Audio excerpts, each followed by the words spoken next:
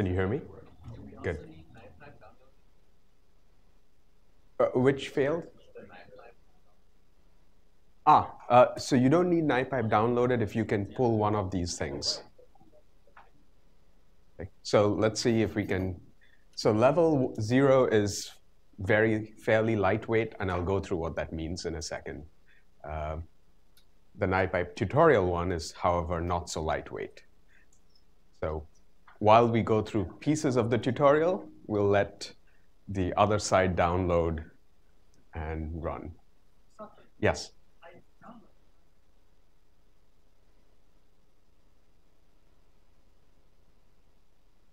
For today's tutorial, yes, because it'll make it easier to work with things. So it'll be local. I mean, you have Docker, I know, on your... Yeah, but that was... Yeah. That's okay. It didn't work, and I... Oh.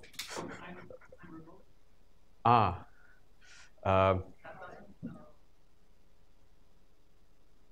There are pieces of it which will get harder because you'll have to replicate certain setups, which I'm trying to avoid as part of a tutorial. Yeah. Okay.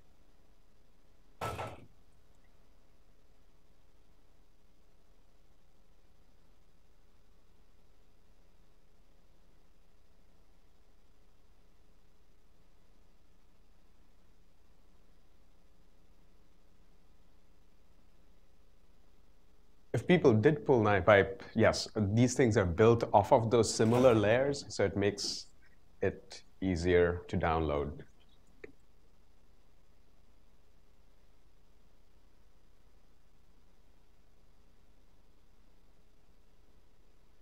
We used to use this, but the service hasn't been behaving too well, so we have stopped using this for the moment.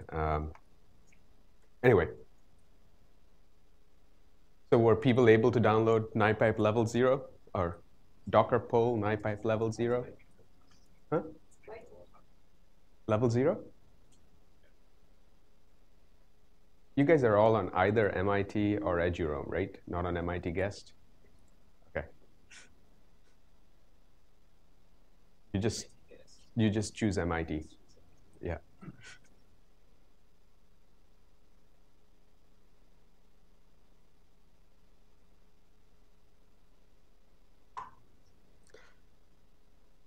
So while it downloads, maybe I can go over some of the pieces that are useful. So why are we downloading level 0? Because Michael Notter has put together an excellent set of tutorials that works through all the different pieces. We have only about an hour today. We won't be able to go through all the different pieces. We're going to kind of touch upon specific components of NiPipe. But I wanted you to point to things that you can use to go over all the different components in greater detail. So this is the tutorial repo, and if I click on this, it gives me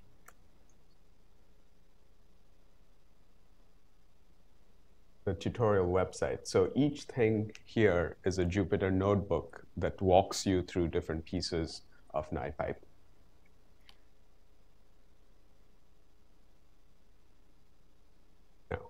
Going back, what are you downloading from a Docker? So he created a set of Docker files that contain different kinds of components that you might be using for brain imaging. So level 0, which is why it's fairly lightweight, is just Python and NiPipe. Level 1 adds FSL and AFNI. Level 2 adds SPM12. Level 3 adds ANS. Level 4 adds FreeSurfer. The NiPipe tutorial one is built off of level 3, so it doesn't get FreeSurfer added by default, which you don't need for a tutorial part of NiPipe, but if you were interested in working with packages from FreeSurfer, then FreeSurfer comes in at other levels. So different levels, different things to build off of. The other piece to this is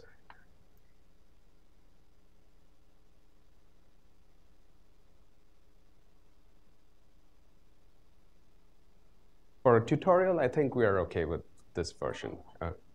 but I don't know if it contains the latest, because it also builds off of other Docker images, and I haven't looked back to see which branch of NiPipe it builds off of. Okay, so those are the different levels and tutorials, and what we will have to start off with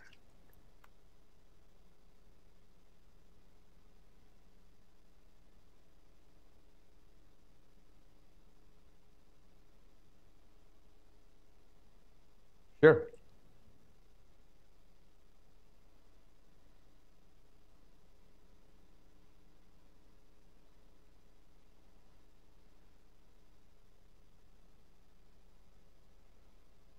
Okay, let's see if this.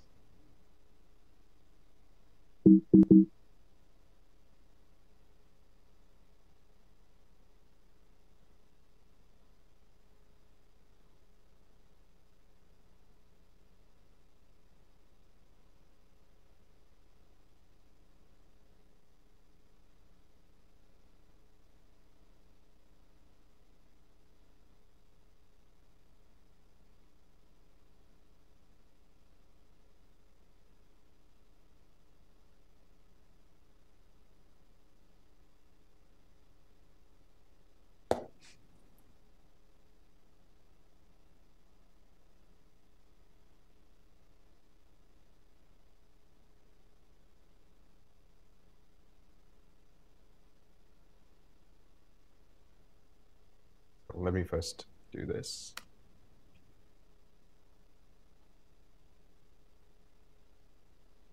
I'll paste that command. So did level 0 download for everyone, or is people still waiting for level 0? So if it did download, you should be able to do this, which I've also pasted into the Slack channel.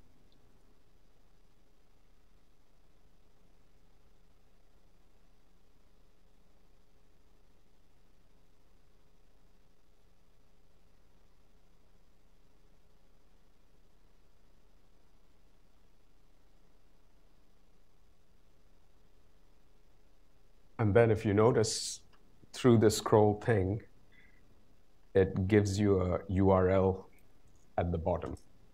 And you can copy that and paste it in, and it'll give you a blank tutorial page. So what you're basically doing, this kind of builds up on the Docker tutorial yesterday.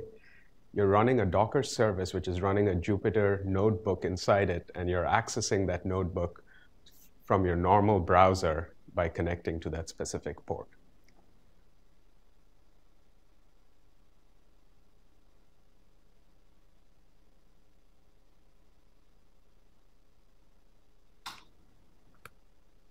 So how many people here are familiar with basics of NiPipe? If most people are, I'm not going to go into what NiPipe does, but I might just throw up that picture.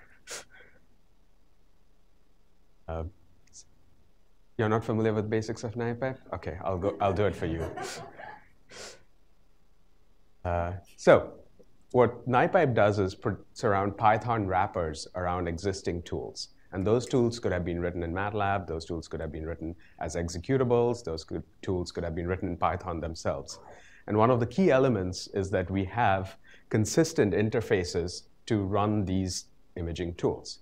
The other side of NiPipe is this workflow engine, which allows you to put these tools together as a data flow. So you connect pieces as you move data through different processing stages, and it provides a mechanism to then execute that data flow using a bunch of different execution plugins. So if you have an HPC cluster running Slurm, you'll be able to go there and say pipeline.run, plugin equal to Slurm, and it'll know how to deal with Slurm as long as the tools are installed in your environment. So the underlying tools are not being provided by NiPipe.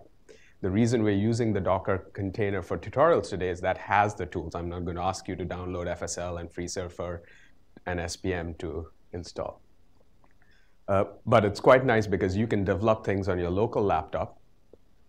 It'll run locally, and then move that code over to HPC cluster, just change what you're going to use to run it, and it'll switch over and run there. Now, it does make certain assumptions there at this point that the tools that you're calling are available in both systems. It's not going to magically make MATLAB appear if MATLAB is not available in a different system. But it provides a set of wrappers to make life a little easier, and that's what we can kind of go over. And the easiest place to start, I think, having done a few of these tutorials over the years, is on the workflow engine side without thinking about any imaging. So I've pasted a notebook in the Slack channel. It's called Hello World. What I'd like you to do at this point is come to this Jupyter page, click on Upload. I have many Hello Worlds. This is my Hello World 1. Choose it, upload it.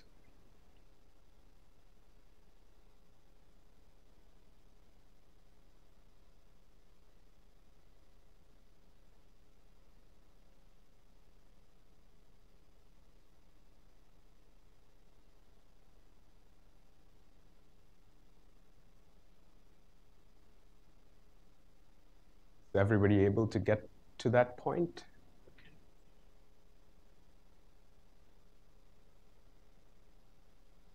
So I'm going to close. I'll start. This.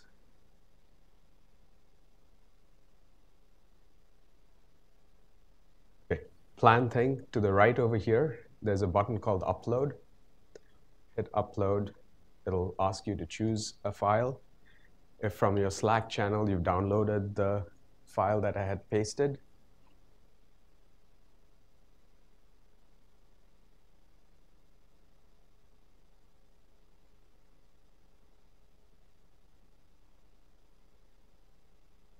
so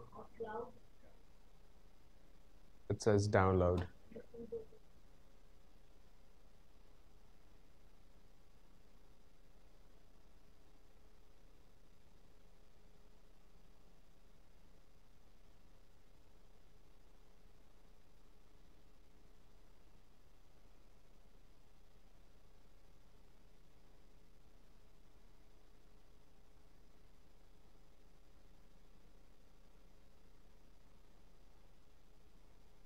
That's okay.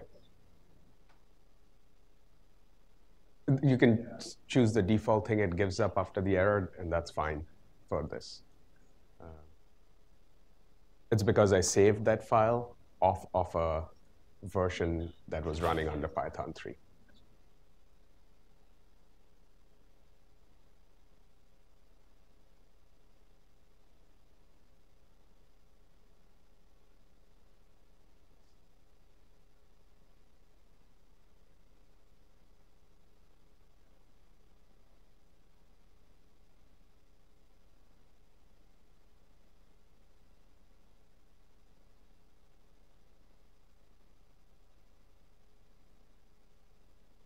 Okay, so I'm just going to controls.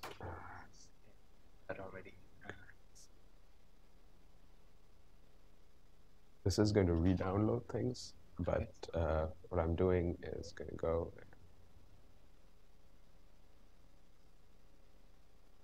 all reset. Okay, got it. And it'll kind of clear out everything. Awesome. Thanks.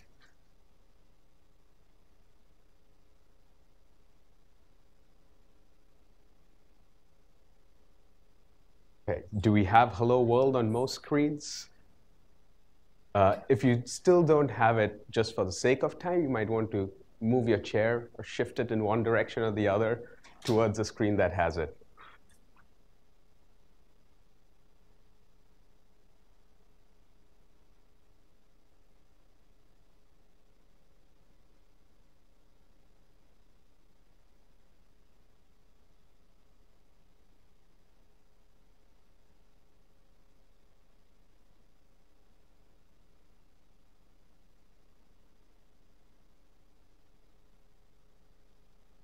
And this is one of the errors that Todd was talking about. It's because I had saved my notebook in a different Python kernel, just say continue, just say OK.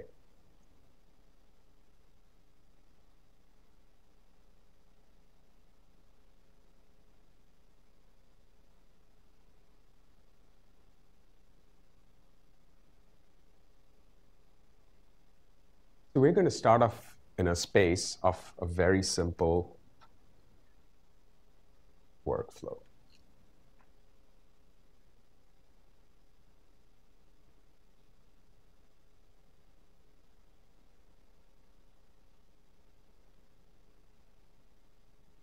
So with respect to this engine, the idea is that a workflow consists of nodes. And we're going to import a few things. So this is kind of assuming some basic level of Python knowledge at this point. So if you run into difficulties, just speak up, and I'll try to explain that point, but I'll kind of go along with this tutorial a little bit. Okay. So in this step, what I just did was imported a couple of pieces of functionality from NiPipe: a workflow, a node, and a function. The three pieces here, workflow and node, corresponds to the workflow engine side of things that allows me to create workflows and data flows. Function is an interface. And in NiPipe, interfaces are what allows us to wrap around various tools underneath. For the moment, I'm just going to wrap a very simple Python function. It simply sums two numbers, a comma b. But you can imagine that you could have a function that does anything that you can wrap around. So we also call this function interface the do anything you want interface, because you can encase any kind of code inside there that you want to run. It's not very useful from a practical sense when you have all these other interfaces corresponding to different imaging tools, but every once in a while you'll run into something that doesn't exist in NiPipe. And the easiest way to get that going is to write a function that implements that functionality, wrap it around in a function interface. And that's exactly what we're doing over here, right? So we have this simple adder thing. We are encapsulating this function sum defined there in this interface called function. We need to tell NiPipe. So NiPipe, the way it works is that every block has named inputs and outputs. So we are telling this function object, look, that function has two named inputs. You can think of as ports where you put in values or arguments. So A and B. And I'm giving it an arbitrary name for its output called sum. The node object itself needs a name, and the reason for that will become clearer as we go further down and add other nodes. But once you have that, you have a Python object called adder that effectively can run this function. The next thing we do along here is set inputs to this function. We are setting A and B to be 1 and 3. We add this node into a workflow container, because imagine you are running workflows across many different participants. So you could create a workflow per participant and add it into a meta workflow or a large-scale workflow, and then still use the mechanism that the workflow has to distribute all the jobs to multiple cores and machines. So in this case, we are adding that node to a workflow, setting where we want it to run, which in this particular case, I'm just saying set it to my local working directory, and then calling run. What happens?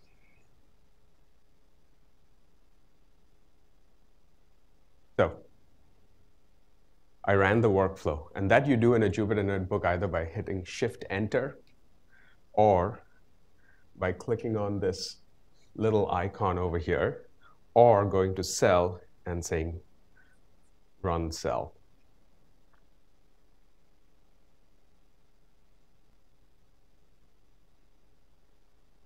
Okay, so this was a very simple example of simply taking a function that added two numbers and gave back an output. And when I look at the output, it gives me the right output given the inputs. So simple function takes inputs. Okay. Now let's look at another function. We're going to call it concat, and as the name says, it takes two inputs and concatenates them. Again, a fairly trivial function. We go through that same process of wrapping that function in a function interface. We give it input names A and B. We give it some output name. This is created by us. The input names are created by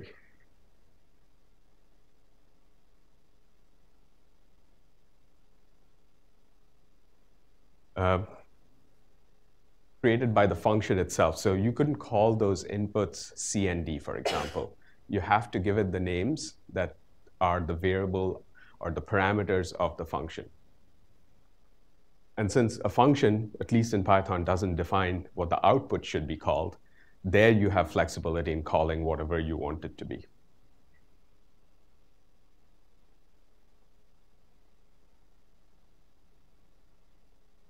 But what we are doing now is the second piece of the hello world of NiPipe workflows is we are taking the output from the first node and connecting it to the input of the second node. So let's go back up and look at the first node.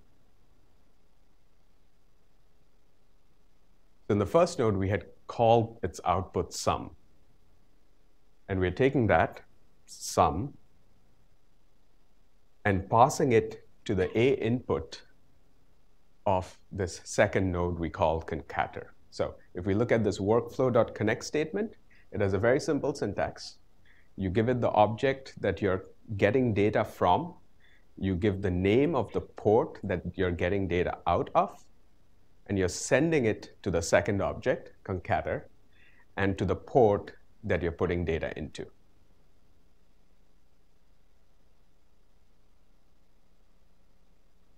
Does that jive with, is anybody, yes, Paul? Not for this particular example, because that function definition or function interface doesn't have any type checking.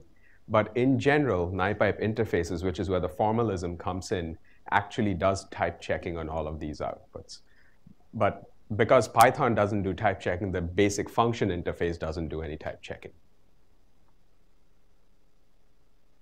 Okay. So if I run this,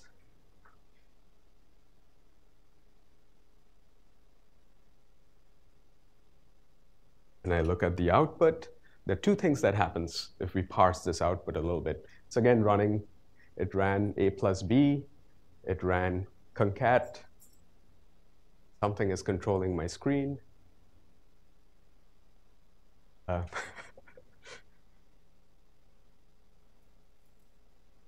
Two things. What I'm doing over here is I'm printing the number of nodes in this workflow or this execution graph, and it tells me I have 2 nodes. And that should be the case because I've connected one node into another node. Right? And then when I look at the result of this second node, I see that I get a list. And it's that list output is named by the output name I had given this particular node.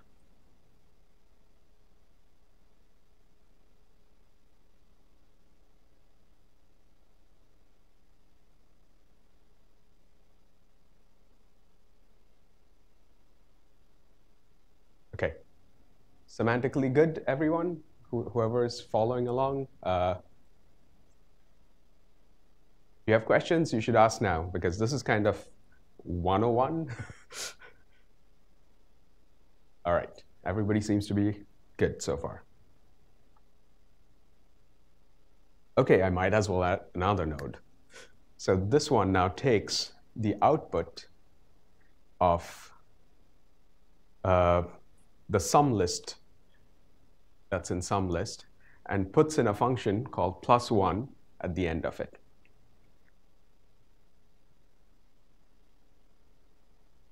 Same kind of idea, but it crashed. Uh-oh. What happened here? Well, since it's a crash, I can look at a crash file. So NiPipe, for those who are not familiar with Python crash reports or Python exception statements, you kind of have to go down to the bottom and then go back up from there. So this tells me there's a runtime error, but NiPipe actually saves something called the crash file when a node crashes. And it actually has the state of that node in it so that you can rerun it, you can debug it, and do other things with it. The key here is this line. I actually gave an incorrect Python function over here. So I'm saying add 1, but the input to it is a list. In Python, you can't add a scalar to a list. If this was a NumPy array, sure. But if it's a simple list, Python cannot add numbers to a list. So this resulted in a crash. Now what I can do is use the NiPipe crash tool. Oh, this is not the latest version of NiPipe.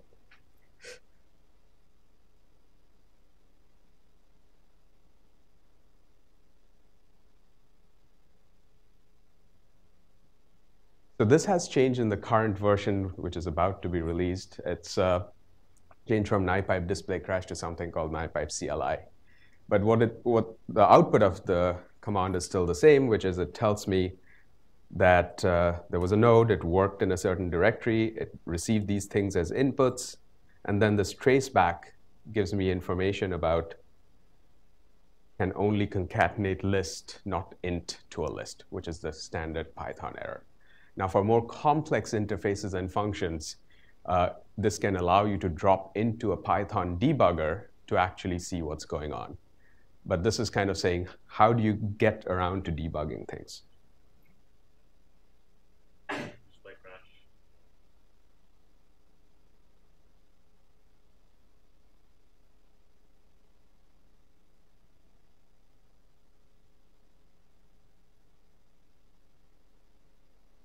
So what we now need to do is this +1 needs to operate on multiple elements of that list. And within the NiPipe world, there is a node construct called map node. And what map node does is it says, for a given input, as specified in iter field, the named input, if it's given as a list, I'm going to run this function on every element of the list, which is what we want in this particular case. The reason the crash happened was that we were trying to add 1 to a list of objects which Python doesn't allow. So here, now I say, I want to run it on every single element. So I do the exact same things, create a workflow, run it.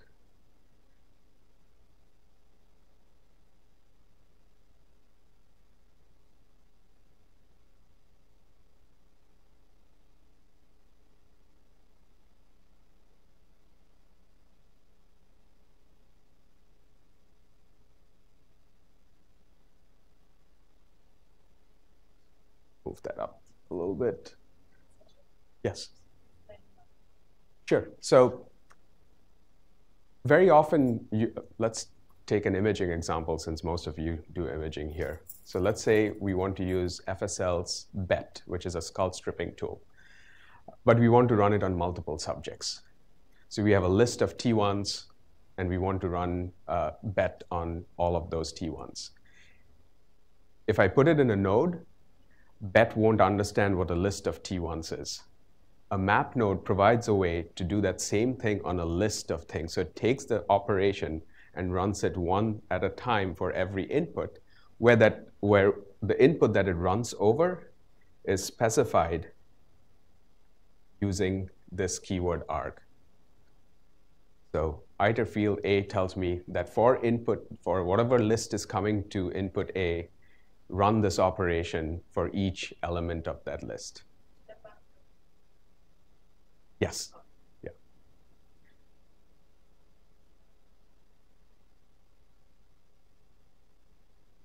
Okay.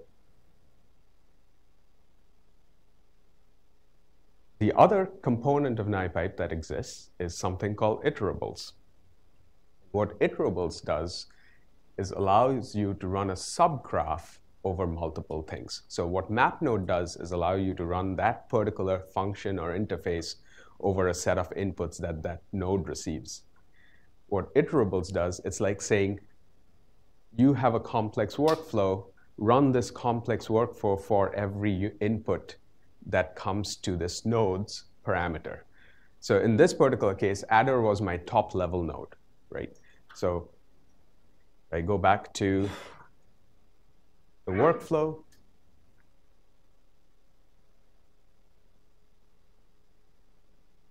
I have adder, I have concater, and I have +1. So those are the three nodes that I'm using over here. Adder takes as input A and has as input A and B. What I can say is that I'm going to give that input two values, 1 and 2. That's what it's setting up. Let me run it first, and then I'll walk through it.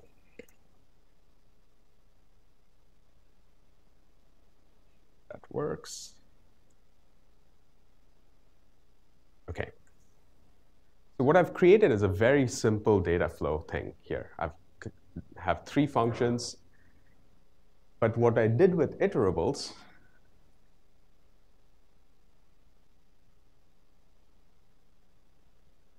was to create two instances of that value A as input to the first function. And as a result, without doing anything, I've effectively created a for loop. So I've run the entire workflow, and you can see this. There is no connection between these graphs. These are two separate graphs. They're just showing inputs and outputs that are happening as part of each node. And for each value of A, you get that workflow to run. So normally, if you were writing code, you would write a for loop, and you would have a chunk of operations. Now you're using the semantic of iterables to have a for loop around a very complex workflow. And NiPipe takes care of managing how data gets passed around. So typically, when you write a bash script, when you write a Python script even, you're kind of managing that namespace of how data comes out of one function, gets named by, let's say, subject ID, if you're running over subjects. Here, iterables takes care of separating things out, and NiPipe runs it together. Not only that, I can set iterables on any input of any node. And that's like nested for loops at various levels. And NiPipe's workflow engine takes care of doing that nesting. So what's an example? Let's say you wanted to run a complex resting state workflow, and you have many subjects running through it, but now you wanted to have different levels of smoothing. So you can set iterables at the top of the workflow for subjects, and then in the smooth node, for the smoothing kernel, set another iterable. And NiPipe will take care of the dependencies and the data flow across these things to create your parameterization, or essentially your cross product of subjects by smoothing values. Yes?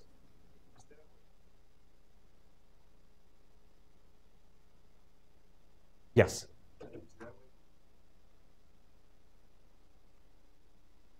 Not right now. This might come in a future revision of NiPipe, but at this point, what it's saying is that you set it at the node, and then the subgraph of that node is what it's iterating over. Yes, Nick? Doesn't exist right now. So the way you would do if statements is kind of like these function nodes. You would take as input and do something there, and then branch out from that point. So conditionals doesn't exist in NiPipe directly in NiPipe semantics. Yeah. Right.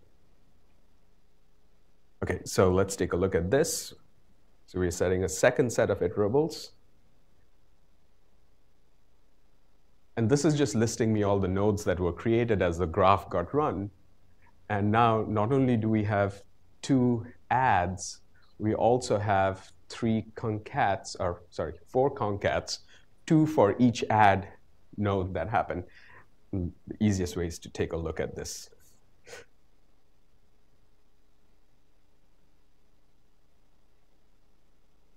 So we had an iterable at the topmost node level, and that gave rise to two graphs. Then at the second node, we added in another iterable, and that gives rise to two more, and each of those gets fed to the third node.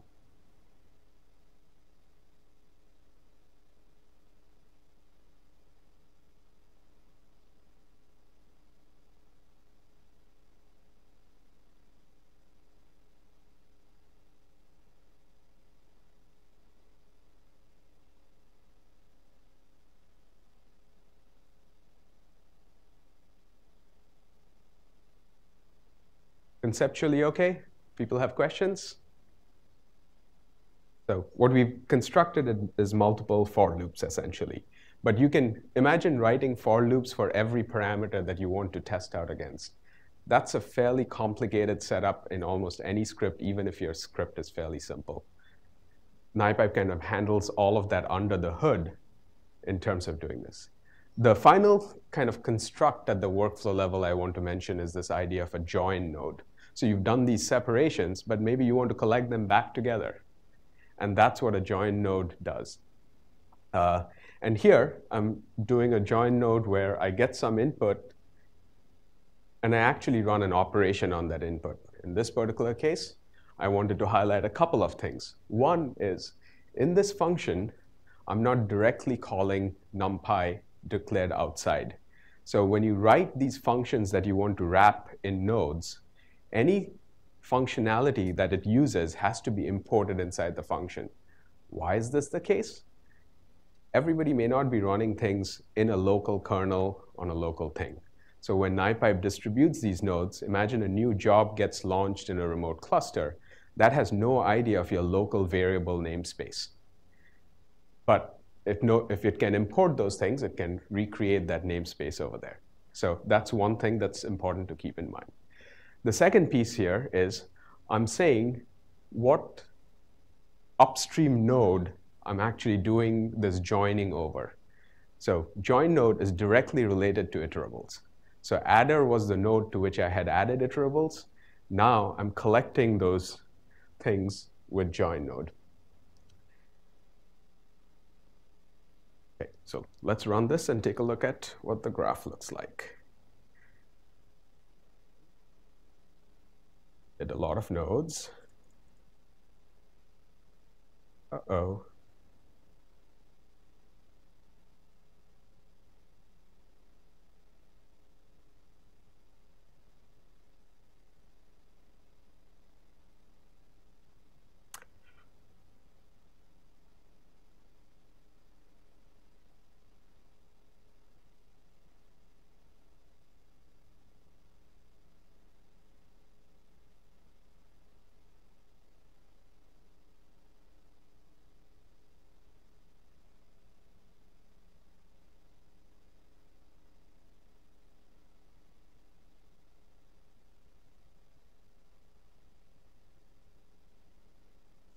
That we fixed in our current version.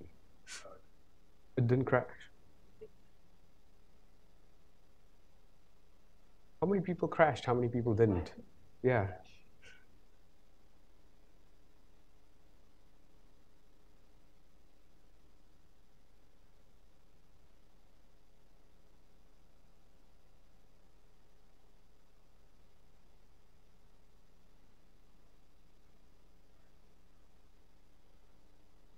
That's what I'm asking. It shouldn't. Everybody should have crashed.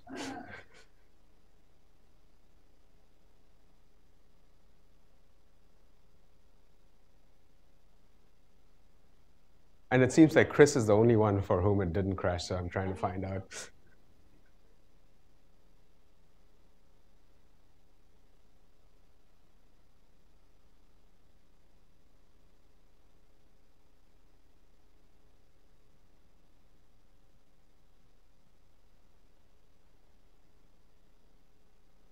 It didn't crash?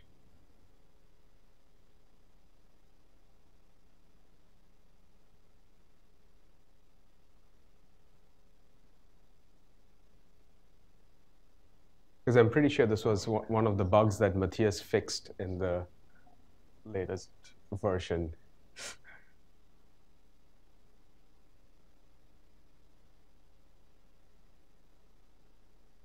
Okay, so since we are in a hackathon and we're going to debug things, let's see what we can do with this. Okay.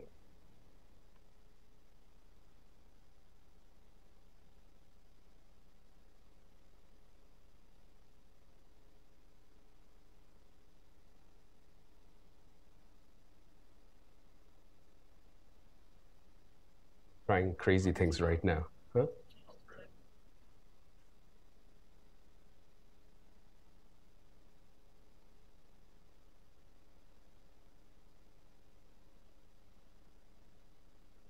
this is going to be disastrous, right? So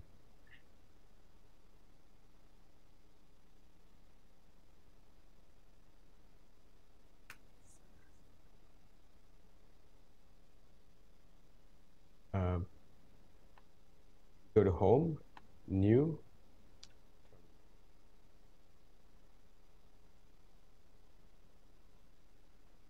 This is all within the Docker. So I've just upgraded NiPipe within the Docker instance.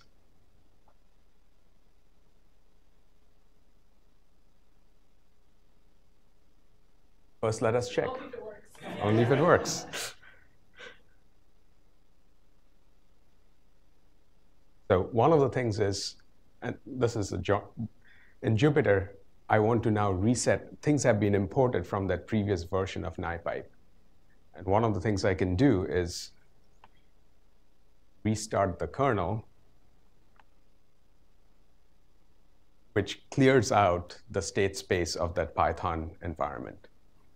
So now when I go back and do this, and I'll do this very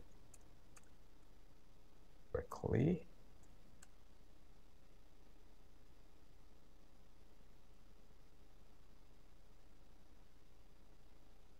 Magic happens. Okay, so it did work because that particular error was something I know Matthias fixed a few months back. So we are looking at an older release of NiPipe where the workflow runs, but the image creation has an error, which is where it failed.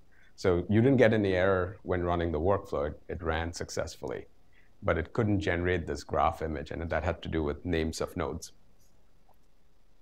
If I look at this now,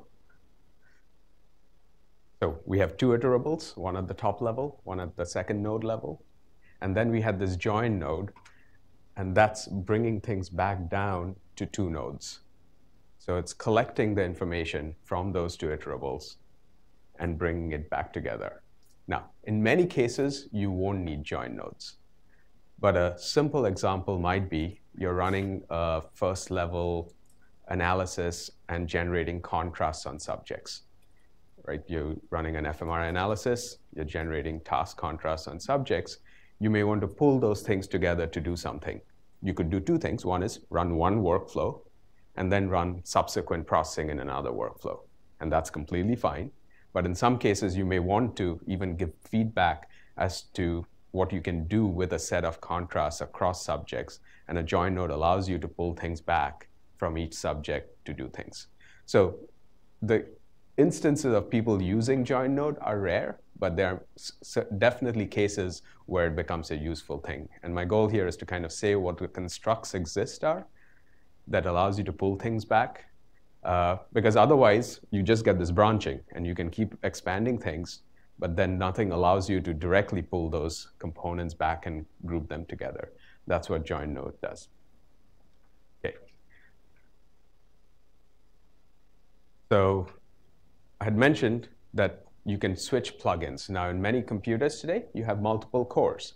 So you can actually parallelize this workflow that exists. So we already know, just by looking at this execution graph, that you have 1, 2, 3, 4, 5, 6, 7, 8, 9, 10, 11, 12 jobs that are being executed. These jobs at any given level, and this is how these graphs are created, can be run in parallel. They don't have any dependencies on each other. So when you construct a graph, you get layers of jobs that can be executed in parallel. If you were to run this serially, everything has to wait to execute.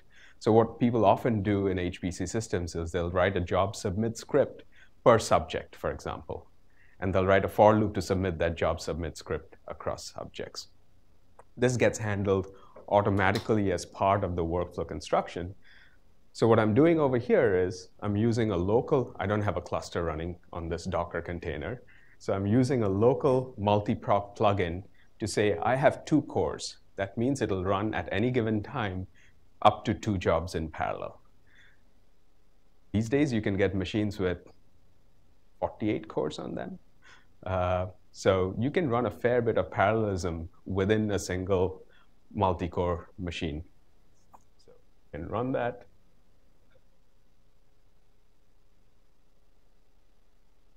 Plugin. Correct. So the question was, where does multiproc come from? There's a whole list of plugins, and I'll go over some of the components of NiPipe right after this. This is kind of going through the semantics of workflow creation. Oh. You go first.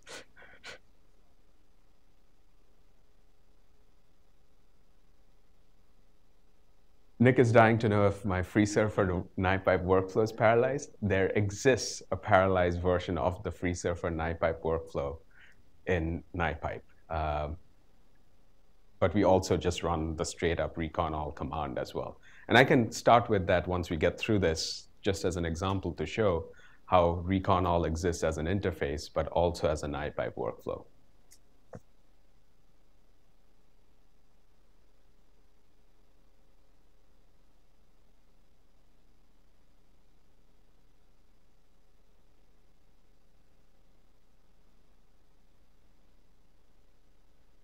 Yes, so there are certain nodes which are, by nature of the functionality it's wrapping, able to take care of multiple cores.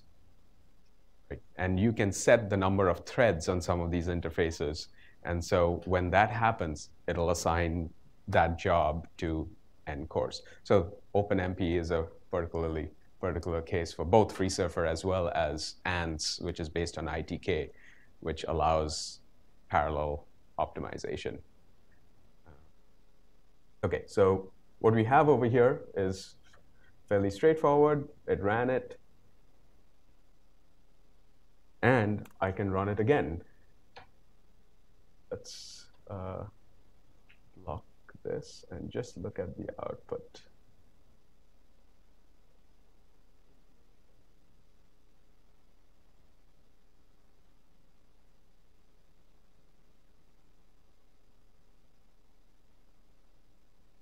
(460 milliseconds). So I ran the same command twice. The first command, these are very simple functions, so it doesn't actually take a whole lot of time to run.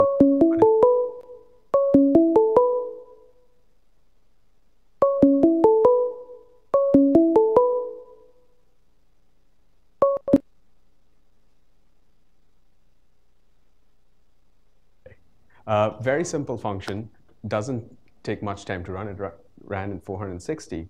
The second time I ran it, it ran in 158 milliseconds. And this brings up another aspect of NiPipe, is that it's caching the nodes that it's computing on. And if the inputs to those nodes are not changing, it's not actually recomputing that node. It's just picking up the outputs from that node. So the way these workflows run is they have a working directory that it creates, and that's what we set all the way. I didn't explain the details of what it offers, but all the way at the beginning, for the very first workflow I created, I set a base directory. So that's like setting a container or a space in your system where you say, cache all my results in there. And now if you rerun that same workflow, it'll use that cache. Whenever things are not needed to be redone, it'll just pick up things from cache, but it maintains the entire graph in mind. So it's like running make. If you are doing compilation of C source code, make will only change or recompile things where the underlying source code has changed. It's not going to recompile everything every time you hit make, unless you do make clean before every time you hit make. And the equivalent of doing make clean over here is take that base directory and wipe it out. And then it'll rerun things all over again from scratch.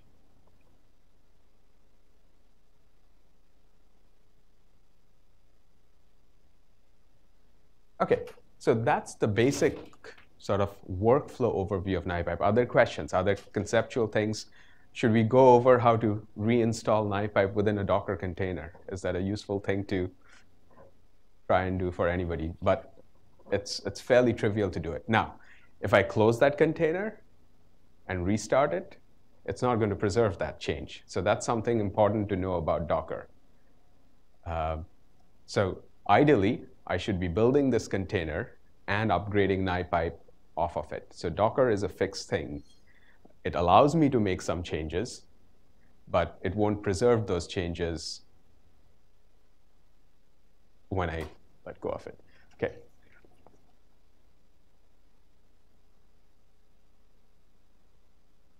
You can export a running container as a new image. You lose the layer flexibility of Docker when you do that. So you can export out a running instance and say, I'll rerun it, but it'll just be one layer at that point in time, I believe. With Singularity, you won't be able to change anything. Yeah.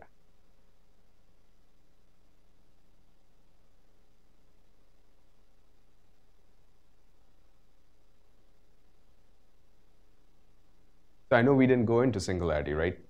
Just pointed people to it. But yes, there are certain things that Singularity allows that can be advantages in this context. Okay, so any conceptual things around this that need clarification, or you feel like you can, if I close this notebook and give a test right now, you could go through it and recreate workflows, kind of.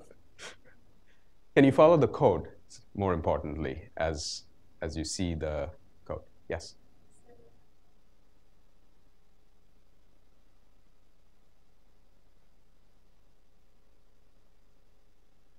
Well, if you run repeatedly, then it...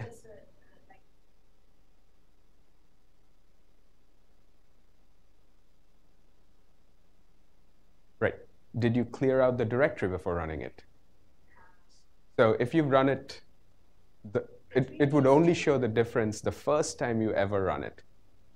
If you go back and repeat it, at that point in time, it's picking it up from the cache, and it shouldn't show any difference between the run times, or it'll show minimal difference.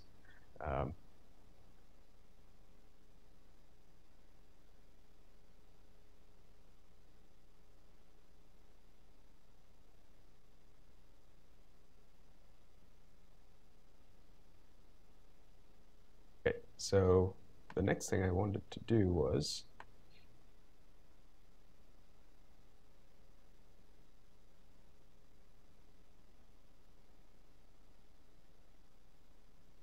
take a look, and as an example of an actual imaging interface in NiPipe.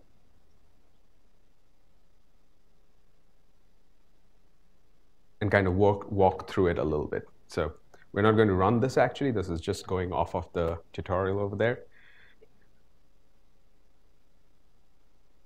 Oh, sure. I will paste it into the Slack channel.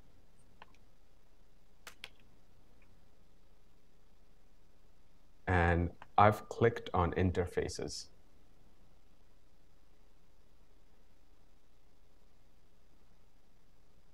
I'll go to the relevant bits. So I brought up bet earlier. It's an FSL tool that does call stripping. And normally, you call bet by typing bet and a file name. And this is how you may have written a bash script to call bet. And you run it, and you have... And bet has a lot of... bet has help. At least it's one of those things which actually has help. Not every command that everybody uses provides help. And you can look at the mask that it's created. So how do we do this in the NiPipe framework? Because it's a Python package, we import bet as an interface. We assign a variable, we initialize that object, we give it a file, input file name, an output file name, and we call the run function on it.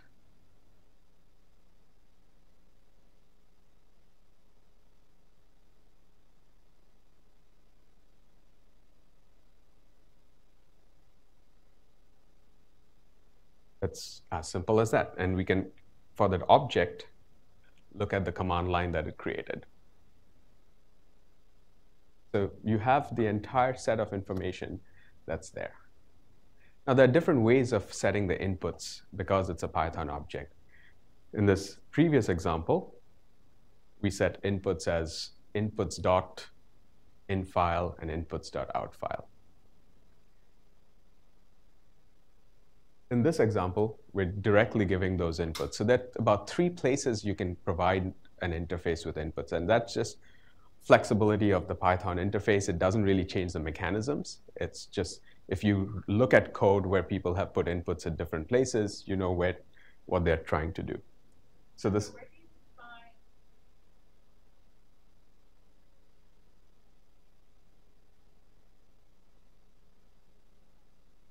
Right. So if I go back to my, actually, no, this will be fine. Create a, correct. Create a new. But I want to show it in a slightly different way as well. So it is in the NiPipe documentation.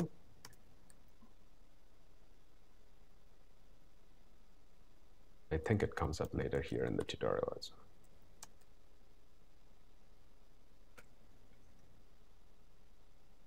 Could also do this. And it tells you what things are. And in the documentation, every single interface. So the documentation in NiPipe is broken into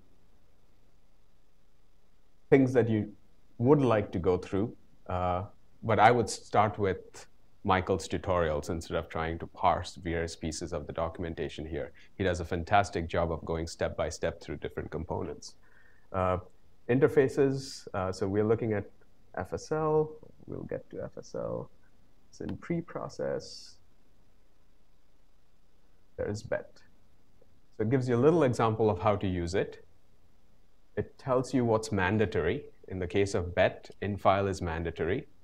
Bet itself won't necessarily tell you that when you type bet on the command line. So this is where NiPipe kind of augments the documentation of underlying packages and interfaces. It tells you what's needed. It gives you a little bit of description. And the additional thing that NiPipe does when we write interfaces is for every output that's created by that underlying command, it creates named outputs. Since we have a bunch of FreeSurfer folks over here, we'll take a look at recon all.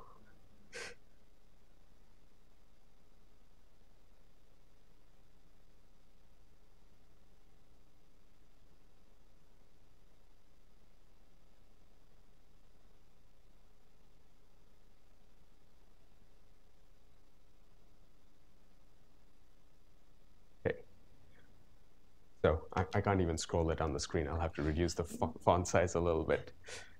But basically, what this allows you is to take the output of recon all in that sense and kind of connect pieces of it that you need for other things as well.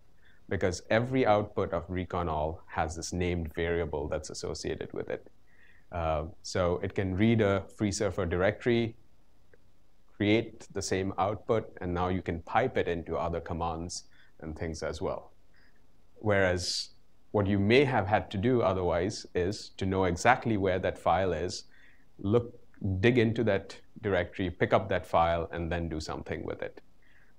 Within a data flow framework, you're able to now pipe information from one node to another based on these named outputs. And every interface has named outputs.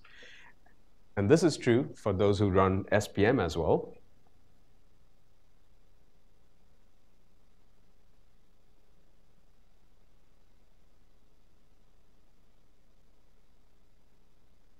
Align. And what you can start seeing is that there's a pattern here. We're using the same construct, whether we are using a MATLAB interface or a shell command like recon all or a shell command like bet. You have a set of inputs, you set those inputs, and you get a set of outputs. In this case, set of outputs that you can then pipe on. Yes? So how does So they're semantically similar, I would say. There are certain semantics of NiPipe which cannot be implemented in the common workflow language without us rewriting those things with JavaScript. And that's what has prevented some of the direct translation of NiPipe interfaces into CWL. So the common workflow language, for people who don't know, is an effort in the bioinformatics community primarily to try and come up with a YAML-based framework to represent workflows. And the common workflow language also has this requirement, right now at least, that all of its executables are Docker containers. So you have to have every interface in a Docker container, which we haven't quite done. I mean, yes, these Docker containers that Michael has built kind of gets us towards that process, but it's not there for every single interface. The main thing that NiPipe does, and we'd have to look at the code of NiPipe, which is that many times you run an interface, not all outputs are created. Right? So bet, for example, if you didn't say I want a mask coming out, or it wouldn't generate a mask. And that's true of many interfaces. What is created on the output side is dependent on what set of inputs you put. Because, I don't know, brain imagers like to write Swiss Army knife tools. They're like, give me these things, and they start increasing that instead of just a function that takes a set of parameters and produces one output. And so from that perspective, a lot of logic that gets handled behind the scenes in NiPipe is that mapping to say, given these sets of inputs, only these outputs are created. And the CWL doesn't quite have a formulation for that without writing the JavaScript things that do that mapping.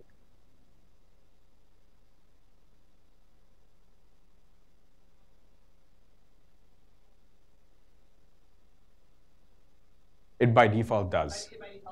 Yeah, yeah. Now, I'm not going into full details of all the things at the NiPipe workflow environment. There's a lot of configuration options you can set that controls what outputs are produced. And by default, it tries to save space, and it will remove outputs from nodes that are not required by downstream nodes. But you can turn on an option and say, keep everything. I don't care about space. And it'll keep everything. So those are things. And that's probably a useful page to look through. It's this thing called configuration file, and it controls various elements. The execution piece is probably the most important.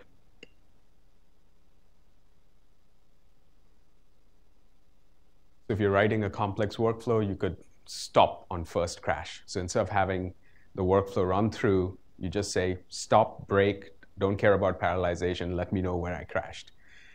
Once you've debugged things, then you could turn that off and let it run through. Yes, Paul?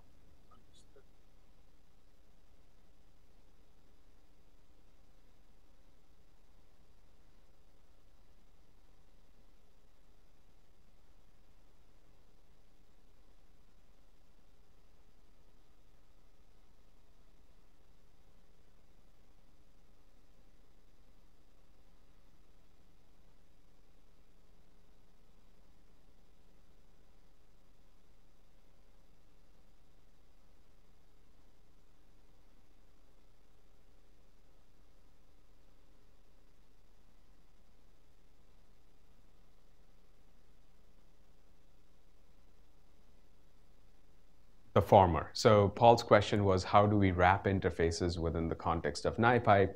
A key example, especially when interfaces are Swiss Army knife tools, that they can do different kinds of things. Do you wrap the functionality saying, I'm going to wrap FSL maths doing addition versus FSL maths doing multiplication? It's a simple example, but the general idea is that you could wrap something that embodies the functionality rather than the various. In NiPipe, we basically wrap the tool and leave it up to people to use it in the context. And that's one of the reasons why we've had trouble converting to CWL a little bit. I think CWL acts as a prescription in some ways. So this tool specification says, here are the inputs, here are the outputs. And often what people do is limit it to the inputs and outputs that implement a specific functionality rather than the full scope of the tool.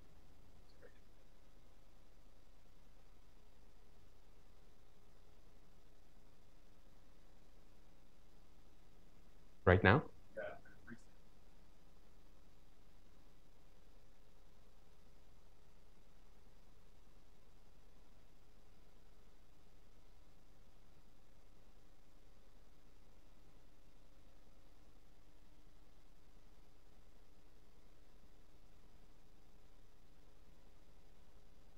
Yeah, MRI convert from FreeSurfer is another crazy tool. It will require me several seconds of scrolling till I get to the bottom of the set of inputs that this tool takes.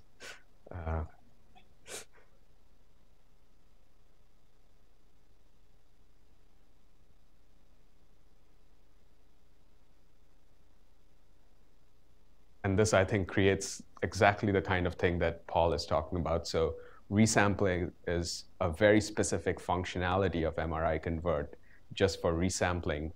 So it's still using the underlying tool, giving a limited view of inputs as options and an output. But these are not always the case. I think sometimes it's the way we develop interfaces, it's dependent on the community. So somebody comes along and says, I like this abstraction, and they'll create an interface. And as long as they can maintain it, that's a good abstraction. We keep it there. To some extent, we like the general interface to be there as well. Now, time is short, so we discuss everything through a GitHub pull request process when people want to contribute new interfaces to NiPipe and kind of discuss things. So Chris, for example, has a pull request right now that adds these recon all expert options as a new interface. So it's really dependent on the community to try and provide these things. OK, so going back to the config file for a second.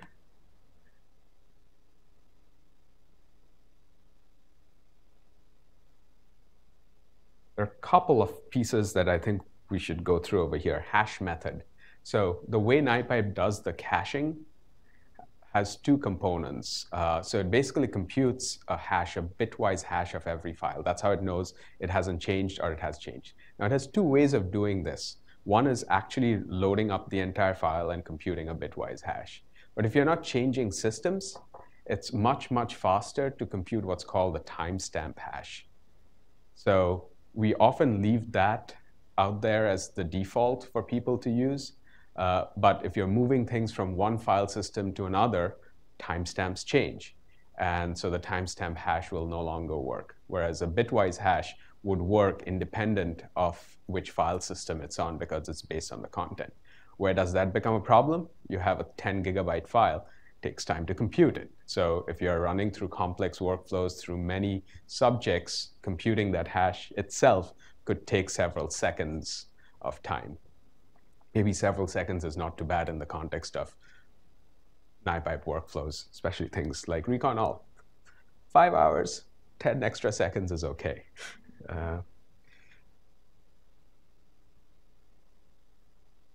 You can have things that use displays. There are interfaces that wrap around XVFB buffer. So you could have functionality that generates images to either take screenshots or save things. Remove unnecessary outputs is the useful thing to keep if you want to keep all the outputs from a node. And that's something that many people who start out with NiPipe run into. I ran this workflow, but I don't see this file that was created. It's listed in the outputs. I should see it, but it's not there. And that's because it wasn't used downstream from that node by another node. So NiPipe thinks you don't require that file because it doesn't get used. If you want to use a file, you either have to take it out of the workflow and stick it somewhere through something called the data sync. So NiPipe has a way of taking inputs out of a workflow and putting it elsewhere. Or you have to use it in another node. If you don't do either, then by default, NiPipe says that output is useless from the workflow creator's perspective. So you can set this to false, and it will keep everything. Remove node directories still remains experimental. It was one of the first config options that we've created. It gets crazy. Poll sleep duration, that's another useful thing from the perspective of clusters. So what NiPipe does it submits job, and then it'll ask the cluster or the queuing system, have my jobs finished? And by default, it does it every 2 seconds now. We had for a period changed it to 60 seconds to help people with clusters, but then all the people running on their laptop said, why is my workflow so slow suddenly? So we said, we'll change it back to 2 seconds. When people start writing these things, make them aware that this is something they would want to control in the context of a cluster, how long to sleep between jobs. And for many cluster operations, setting this to 60 is completely fine.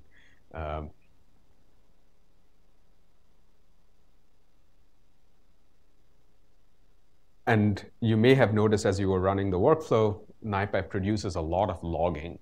And then depending on your taste, needs, etc., you can change that logging level to different things. So you can say, I don't care about any logs, just give me errors. And you can set it to that. Or you could say, give me the debug log and then hope you have space to just save log files. It actually generates a lot of debugging. It tells you about every connection that's made, every input that's set on each port. So that's great.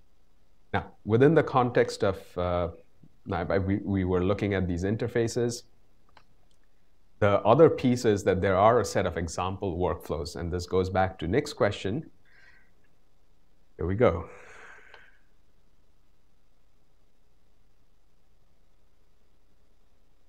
So we looked at Reconall just now as an interface when we were on a previous page, where we looked at the set of inputs and the set of outputs that it creates. This is the Reconall workflow. And how do we know it's the Reconall workflow?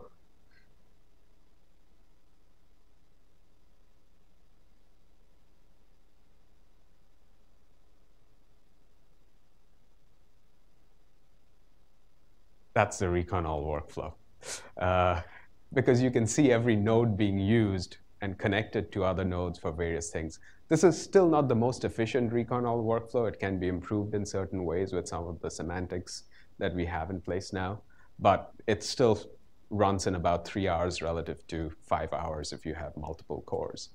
So it does still parallelize a little bit, not a whole lot. FreeSurfer still has a few bottlenecks, which no amount of parallelizing will necessarily help with. Yeah, but more than that. So it basically is built by taking Reconall and turning it into a directed acyclic graph. And just like the example we saw here,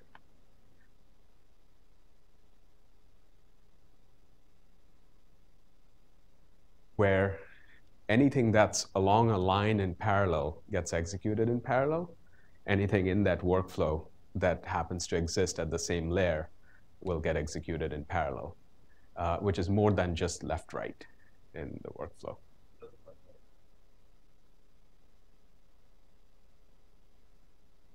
Yes, from an execution perspective, but what I mean by layer is that if everything were to execute at the right time, so let's say these two nodes took the exact amount of time, then all of these could be executed in parallel. Yeah. What?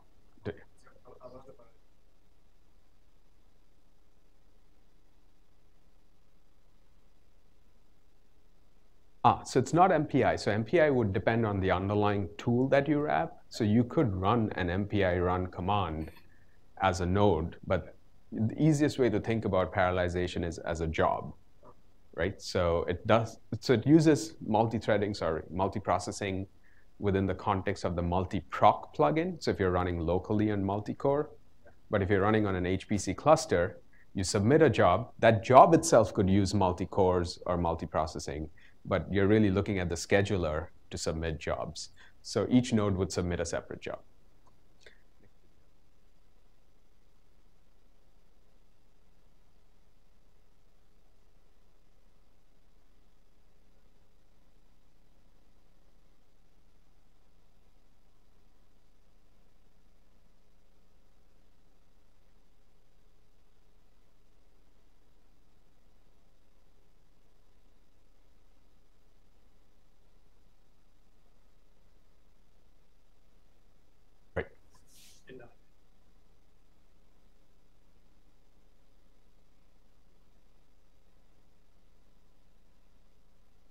Right. Right. And it'll do just Right. And the plugin will do that not even at the level of left and right, but at the level of the underlying command within those streams. Yeah. So even two pieces of left could be on two different nodes in a cluster. All right. Are there any other questions? Now, I did have you try and download Michael's NiPipe tutorial. The reason I said that is if you wanted to run those notebooks that I pointed to over here in this index, all of these are available within that Docker thing. So without installing anything, just using that Docker container, you can actually go through each of these notebooks and run and experience all the different components of NiPipe. Now, some pieces are, so the tutorial is fresh, but some pieces are a little dated relative to the current version we are launching. So there have been a few improvements. Just like I said, NiPipe CLI has replaced NiPipe display crash. So there might be a few pieces. We'll work with Michael to update the documentation to reflect the latest launch space, but it's still useful. The basic conceptual framework hasn't changed between the previous version and the current version. We've updated a few tools. And this kind of goes through various pieces, including more realistic workflows that actually go through various components of analysis. So this, for example, is doing motion correction, resampling, co-registering, and smoothing as a set of nodes and connects them together. So going through those examples is a good way to get familiar with the different components of NiPipe. And I'll put a plug in. There is a workshop that's going to happen end of this month for kind of hands-on. That's just Python and NiPipe. It's not a brain hack. It's focusing on learning Python and using NiPipe. I'll stop over here unless there are any other questions. Happy to talk about this. And there are many people here who can help you with NiPipe as well. Yeah.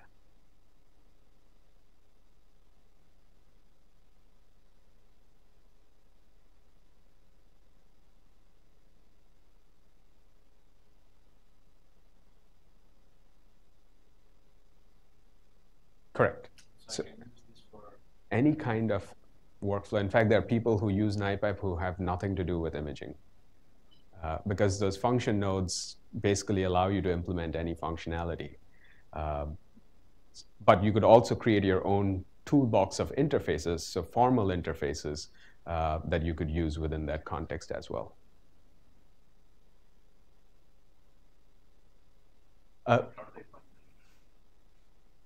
they find it is a different question.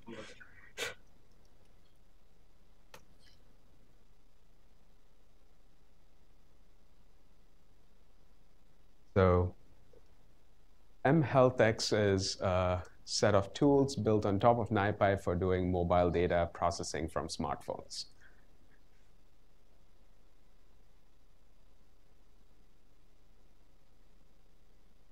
Yeah, I mean, I happen to know Arno, so that's why I said how they find it is a different question. But you can literally use it for all kinds of things. It's a generic workflow engine from that perspective. And I know people have used it for doing pandas or things, anything where they feel like they need the distributed power of the engine and still have this kind of data flow component without writing something. And a lot of it comes from people wanting to use Python because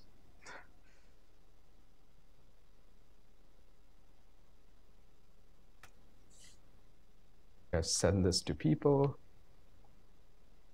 So this is a curated list of pipeline frameworks and libraries. And much like ReconAll, I can slowly scroll through this for a long time. So there exist many, many tools. And the reason people come up with these things is they're often based on various use cases that they needed solving. They came up with something, got embedded in it. One of the things we like to do about NiPipe, and which is why we're hoping to work with common workflow language folks and get some sort of alignment with them, is to get interoperability. We want to get to a point where if somebody's running Pegasus or somebody's running some other workflow system on their cluster, it would be nice if they could take an iPipe workflow, convert it to whatever they're running, and run it over there. The space is changing quite a bit, especially with containerized things now coming online. So it'll be interesting to see where all of these things go. Nextflow is a fairly popular one right now.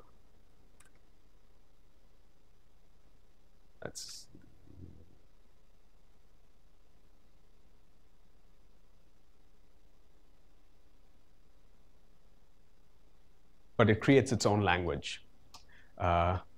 And it has its own DSL to run various things. We like Python because we do a lot of numeric stuff in Python and scientific stuff in Python, so it makes sense. It made sense for us to kind of stay in the Python world. It's a very flexible and programmable language instead of trying to create something new. But a lot of those workflow engines have their own DSL.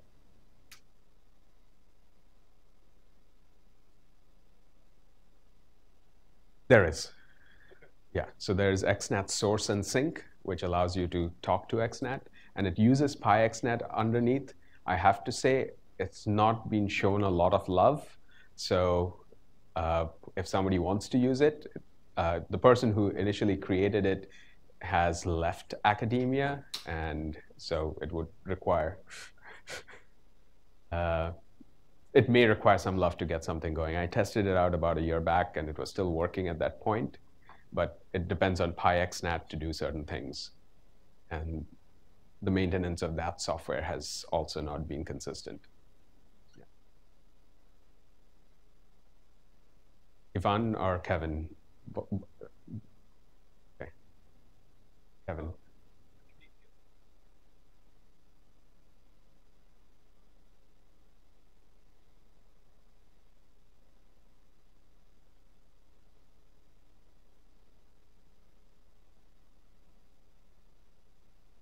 So we do all of our developments on GitHub with NiPipe. It's a very active project, actually. Many people contribute to it. So everything happens through pull requests. And one or more of the core team members review every single pull request. So even if I send a pull request, I can't merge it myself. So I need somebody else's review before my pull requests get merged. And this is just to spread that at least 2 pairs of eyes has seen what changes are being. That being said, for most part, the master branch exists in relatively error-free form. So almost at any point in time, you can download and install master, and it'll run. Now, all of this is integrated with Travis and Circle CI, so you get continuous integration on every single pull request that gets merged. Every pull request that's put itself goes through testing before it gets merged.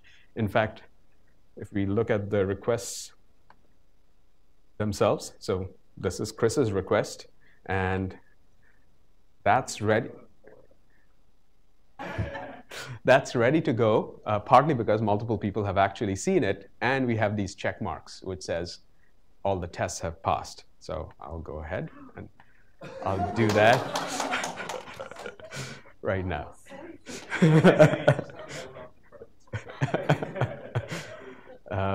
But so like that's like yeah.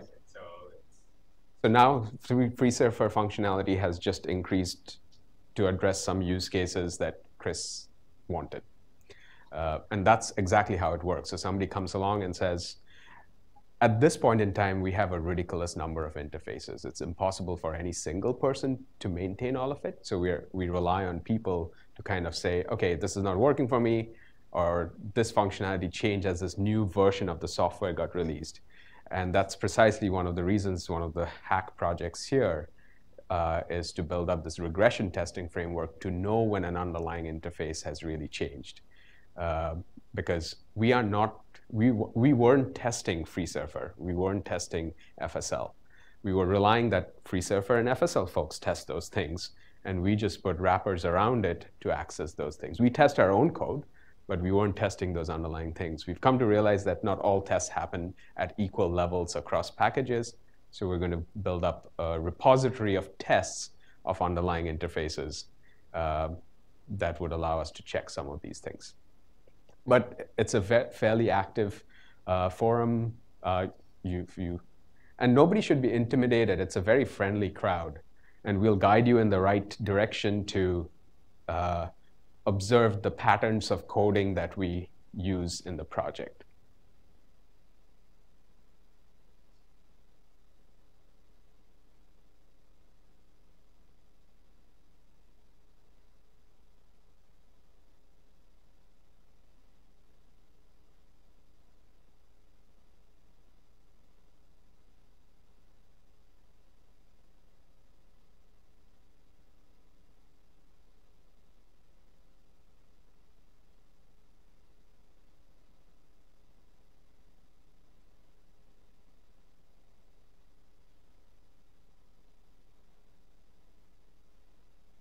That's a request we have received from a few folks. It doesn't exist right now. The way we have suggested people implement it is to write a function node that intentionally crashes or detects the presence of a file, and it would crash. So it would generate that file and crash. If you then manually, it could even send you an email and then generate the file and crash. So you know that it's reached that stage of the workflow. Then you go and check it, and you could remove the file, and it would pick it up from there at that point and continue on. So that's a hack to get something working like that, but it doesn't exist in the semantics of the workflow. It depends on the complexity of the workflow, really. And often what we end up doing is we write a complex workflow, and then we have taps into various places to create a report out of it. And if something is seen in that visual report, we go back and redo part of it. One of the components that we hope to work on over the next year is this idea that we want a robust workflow for certain things. So even if it kind of tests out multiple different things, as long as we have a metric by which we can evaluate that robustness. So an example would be co-registration. So brain co-registrations can fail for all kinds of reasons. As long as we have a way of automatically measuring the success of the co-registration, we could try 5 different algorithms and choose the one that did the best co-registration, instead of sticking to just one algorithm for every single subject. But it requires a way of measuring something that is actually robust. Yes, right.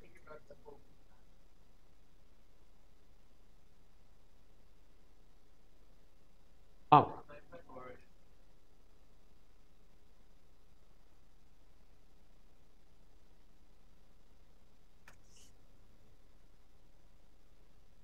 I believe there is a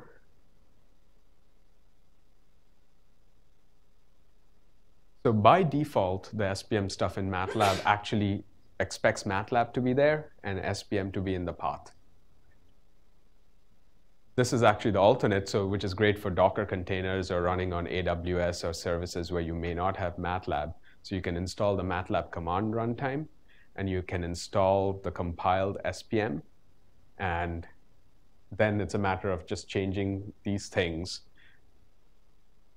And that's basically it. It will switch over from using MATLAB to using this compiled version.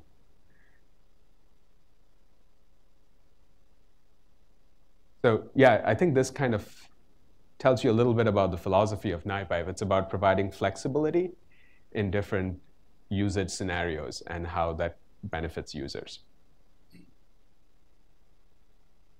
Okay, we're past noon at this point. Maybe we stop. I can take questions offline.